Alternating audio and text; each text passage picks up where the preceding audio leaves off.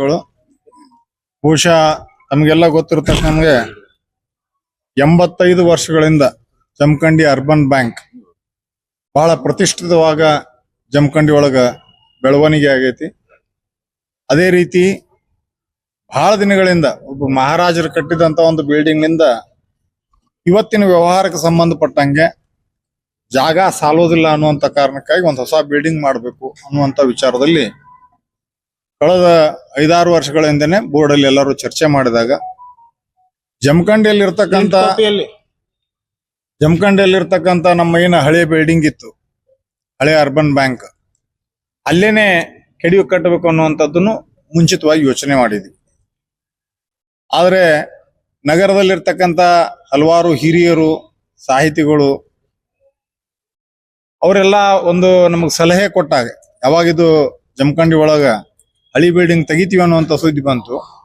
ಮತ್ತು ಅವರ ಅಭಿಪ್ರಾಯದ ಮೇರೆಗೆ ಅಲ್ಲದೇನೆ ಈ ಟೌನ್ ಪ್ಲಾನಿಂಗ್ ಪ್ರಕಾರ ಇವತ್ತು ನಾವು ಯಾವುದೇ ಪ್ಲಾನಿಂಗ್ ಹೋದ್ರೂ ಸಹಿತ ನಮ್ಗೆ ಈ ಹಳೆ ಬಿಲ್ಡಿಂಗ್ ಇರ್ತಕ್ಕಂಥದ್ದನ್ನ, ಅದು ಕಾರ್ನರ್ ಬಿಲ್ಡಿಂಗ್ ಆಗಿರೋದ್ರಿಂದ ಎರಡೂ ಕಡೆಗೆ 10-12 ಅಡಿ ಜಾಗ ಬಿಟ್ಟು ನಾವು ಕಟ್ಟಬೇಕಾಗ್ತಿತ್ತು.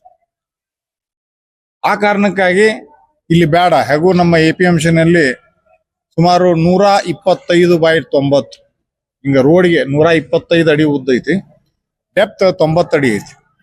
ಅಲ್ಲೇನೆ ನಾವು ಹೊಸ ಬಿಲ್ಡಿಂಗ್ ಕಟ್ಟೋಣ ಅನ್ನುವಂಥದ್ದನ್ನ ನಾವೆಲ್ಲ ಅವಾಗ ನಿರ್ಣಯ ಮಾಡಿ ಸುಸಜ್ಜಿತವಾದಂತ ಬಿಲ್ಡಿಂಗ್ ಆಗಬೇಕು ಅನ್ನುವಂತ ಯೋಚನೆ ಇಟ್ಕೊಂಡು ಬಹಳ ಅದನ್ನ ಆರ್ಕಿಟೆಕ್ಟ್ ಡಿಸೈನ್ ಎಲ್ಲ ನಮ್ಮ ಶಿಂದೆ ಅವರೆಲ್ಲ ನೇತೃತ್ವ ವಹಿಸಿ ನಮ್ಗೆಲ್ಲಾ ಬೋರ್ಡ್ನವ್ರ ಸಹಕಾರದಿಂದ ಅದನ್ನ ಸುಸಜ್ಜಿತವಾದಂತ ಒಂದು ಬಿಲ್ಡಿಂಗ್ ಮಾಡಿದ್ವಿ. ಬಹುಶಃ ನನಗನ್ಸಿದ ಮಟ್ಟಿಗೆ ಇಡೀ ರಾಜ್ಯದಲ್ಲಿ ಏನಾದ್ರೂ ಅರ್ಬನ್ ಬ್ಯಾಂಕ್ಗಳಲ್ಲಿ ಇಷ್ಟೊಂದು ಸುಸಜ್ಜಿತವಾದಂತ ಇಷ್ಟೊಂದು ದೊಡ್ಡ ಬ್ಯಾಂಕ್ ಬಹುಶಃ ಯಾವುದೂ ಇಲ್ಲ. ಇಡೀ ಅರ್ಬನ್ ಬ್ಯಾಂಕ್ ಇತಿಹಾಸದಲ್ಲಿ ನಮ್ಮ ಜಮಖಂಡಿ ಬ್ಯಾಂಕ್, ಜಮಖಂಡಿ ಕಟ್ಟಡ ಈ ತರದ ಬ್ಯಾಂಕ್ ಇನ್ನೊಂದಿಲ್ಲ ಅಂತ ನಾನು ಅನ್ಕೊಂಡಿದ್ದೆ. ಅಲ್ಲಿ ಈಗಾಗಲೇ ಅವ್ರು ಹೇಳಿದ ಪ್ರಕಾರ ಎಲ್ಲ ರೀತಿಯ ವ್ಯವಸ್ಥೆ, ಹೆಡ್ ಆಫೀಸ್ ಏನ್ ನಮ್ದು ಹಳೆ ಬಿಲ್ಡಿಂಗ್ ಒಳಗಿತ್ತು, ಹೆಡ್ ಆಫೀಸು ಮತ್ತು ಬಜಾರ್ ಬ್ರಾಂಚ್ ಇದ್ದದ್ದು ಬಿಲ್ಡಿಂಗ್ ಅಲ್ಲಿ ಇತ್ತು. ಈಗ ಬಜಾರ್ ಬ್ರಾಂಚ್ ಅಲ್ಲೇ ಕೆಲಸ ಮಾಡ್ತದೆ. ಈ ಗಿರೀಶ್ ನಗರ್ ಬ್ರಾಂಚು ಮತ್ತು ಅದರ ಮೇಲ್ಗಡೆ ಹೆಡ್ ಆಫೀಸ್ ಇಲ್ಲಿ ಶಿಫ್ಟ್ ಆಗ್ತದೆ. ಈ ಮುಖಾಂತರ ಒಳ್ಳೆ ಸುಸಜ್ಜಿತವಾದಂತ ಕಟ್ಟಡ ಮತ್ತು ಫರ್ನಿಚರ್ಗಳನ್ನೆಲ್ಲ ರೆಡಿ ಮಾಡಿ ವರ್ಷಗಳಾದ್ರೂ ಸಹಿತ ಯಾರೋ ಒಬ್ರು ಪ್ರಮುಖರನ್ನ, ದೊಡ್ಡವ್ರನ್ನ, ಹಿರಿಯರನ್ನ ಕರೆದು ಮಾಡ್ಬೇಕು. ಈಗ ಹೇಳಿದ್ರು ರಾಹುಲ್, ನಮ್ಮ ಅಧ್ಯಕ್ಷರು ಹೇಳಿದ್ರು, ರಾಹುಲ್ ಕಲುತಿ ಅವರು, ಯಾವ್ದಾದ್ರು ಒಬ್ರನ್ನ ಅವ್ರನ್ನೇ ಕರೆಸ್ಬೇಕು, ಇವ್ರನ್ನೇ ಕರೆಸ್ಬೇಕು ಅನ್ನುವಂಥದಕ್ಕಿಂತ ಹೆಚ್ಚಾಗಿ ನಮ್ಮ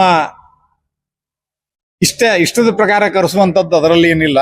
ಆದ್ರೆ ಮುಂಬರ್ತಕ್ಕಂಥ ದಿನಗಳಲ್ಲಿ ನಮ್ಮ ಬ್ಯಾಂಕಿಗೆ ಯಾವ ರೀತಿ ಅನುಕೂಲ ಆಗ್ತದೆ, ಯಾರ ಬಂದ್ರೆ ಅನುಕೂಲ ಆಗ್ತದೆ, ಮತ್ತು ಇಂಥ ಕಾರ್ಯಕ್ರಮಗಳಲ್ಲಿ ಜಮಖಂಡಿ ಅಂತ ಊರಿಗೆ ಬಹುಶಃ ಬಹಳ ವಿಕಲ್ಪ ಜನ ಬರ್ತೀನಿ ಅಂತಾರೆ, ಯಾರು ಬರುವುದಿಲ್ಲ. ಆದ್ರೂ ಸಹಿತ ನಮ್ಮ ಅಧ್ಯಕ್ಷರ ವಿಶೇಷ ಪ್ರಯತ್ನದಿಂದ ನಿಜವಾಗ್ಲೂ ಹೇಳ್ಬೇಕಂದ್ರೆ ಕಳೆದ 3 ತಿಂಗಳಿಂದ ನೋಡ್ತಾ ಇದ್ದೀನಿ ಅವ್ರ ಜೊತೆ ಸಂಪರ್ಕ ಮಾಡೋದು, ಹೋಗೋದು, ಬೆನ್ನ ಹತ್ತೋದು, ಕೇಳೋದು. ಅವ್ರು ಬಂದೇ ಬರ್ತೀನಿ ಅನ್ನುವಂತ ಎಷ್ಟೋ ಜನ ನನಗೆ ಫೋನ್ ಮಾಡಿನೂ ಸಾಕಷ್ಟು ಜನ ಮಾತಾಡಿದ್ರು ಸಹಿತ ಸಾಧ್ಯನೇ ಇಲ್ಲ, ಅವ್ರು ಬರಂಗಿಲ್ಲ. ಯಾವ ಕಾರಣಗಳು ನನಗ್ ಗೊತ್ತಿಲ್ಲ.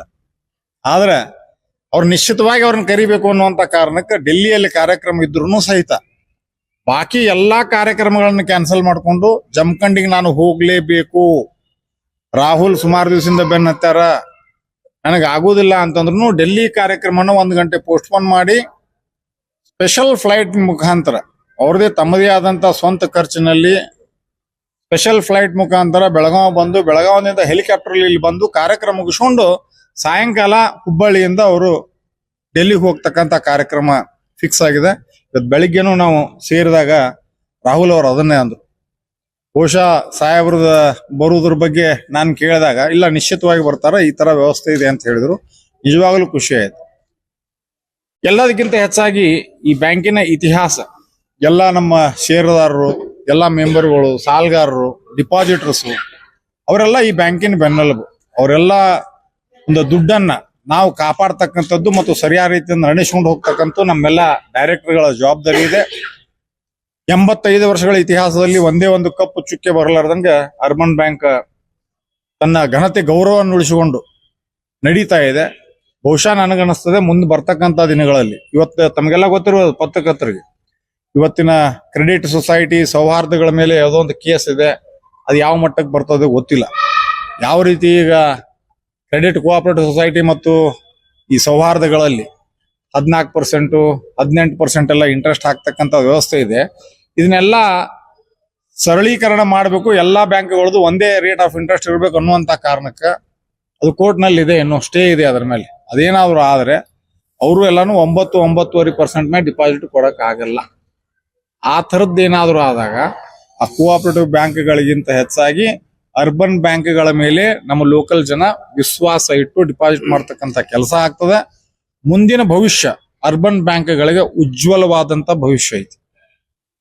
ಬಹುಶಃ ಮುಂದೆ ಬರ್ತಕ್ಕಂಥ ದಿನಗಳಲ್ಲಿ ನಮ್ಮ ಈ ಬಿಲ್ಡಿಂಗ್ ಸರಿಯಾಗಿ ಸದುಪಯೋಗ ಆಗ್ತದೆ ಅನ್ನುವಂತ ವಿಶ್ವಾಸ ನಮ್ಗೆಲ್ರಿಗೂ ಇದೆ. ನಮ್ಮೆಲ್ಲ ಬೋರ್ಡ್ ಆಫ್ ಮ್ಯಾನೇಜ್ಮೆಂಟ್ ಇರ್ಬೋದು, ಬೋರ್ಡ್ ಆಫ್ ಡೈರೆಕ್ಟರ್ ಇರ್ಬೋದು. ನಿಮ್ಗೆ ಇನ್ನೊಂದು ವಿಶೇಷವಾಗಿ ಹೇಳ್ತೀನಿ, ಕಳೆದ ಬಾರಿ ಬೋರ್ಡ್ ಆಫ್ ಮ್ಯಾನೇಜ್ಮೆಂಟ್ ಎಲ್ಲರೂ ಮಾಡ್ಕೊಳ್ಬೇಕು ಅನ್ನುವಂತ ಕಂಪಲ್ಷನ್ ಬಂತು ರಿಸರ್ವ್ ಬ್ಯಾಂಕ್ ನಿಂದ ಮತ್ತು ಸೆಂಟ್ರಲ್ ಗವರ್ಮೆಂಟ್ ಇಂದ. ಕರ್ನಾಟಕದಲ್ಲಿ ಹಿಂದೆ ಮುಂದೆ ಯೋಚನೆ ಮಾಡಲಾರದೆ ಬೋರ್ಡ್ ಆಫ್ ಮ್ಯಾನೇಜ್ಮೆಂಟ್ ಅನ್ನ ಅಳವಡಿಸಿಕೊಂಡಿರ್ತಕ್ಕಂಥ ಬ್ಯಾಂಕ್ ಜಮಖಂಡಿ ಅರ್ಬನ್ ಬ್ಯಾಂಕ್ ಕರ್ನಾಟಕದಲ್ಲಿ ಮೊದಲು ಅಂತ ಹೇಳುವುದಕ್ಕೆ ನಾನು ಹೆಮ್ಮೆ ಪಡ್ತೀನಿ.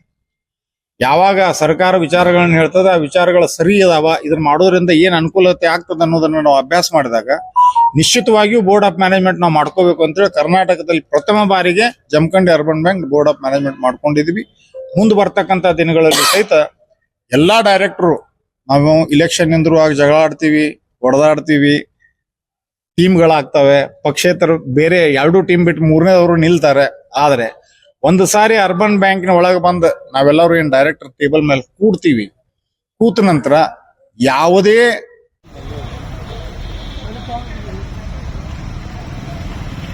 ಸರಿ